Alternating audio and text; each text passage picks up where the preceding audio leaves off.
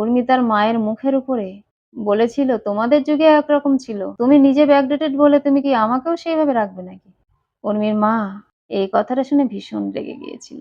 উর্মির গালে একটা ঠাস করে চড় দিয়ে বলেছিল, আধুনিকতা মানে এই নয় যে খোলামেলা পোশাক পরে খোলামেলা ভাবে সকলের সঙ্গে মিশতে হবে।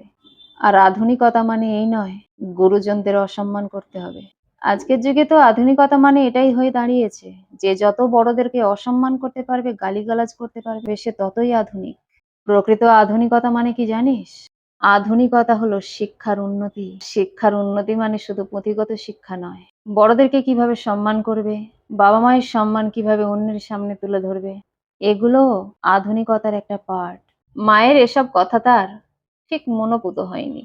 বন্ধুদের সঙ্গে বেড়াতে যাবে না বুঝতে পেরে ঘর ছেড়ে একেবারে রাগ করেই চলে গেল। উর্মির মা বলে দিয়েছিল যাওয়ার সময়, বাড়িতে তোকে ঠিক ফিরে আসতেই হবে। এই করে করে দুদিন কেটে গেল। উর্মির মা এবার একটু যেন চিন্তা করতে লাগলো। সব বন্ধুদের বাড়িতে আবারও ফোন করলো, কিন্তু কেউ কোনো খোঁজ দেয়নি। 3 দিনের দিন ঠিক সকাল 6টা নাগাদ কলিং বেলটা বেজে উঠলো। উর্মির মা হন্তদন্ত হয়ে গিয়ে দরজাটা খুললো।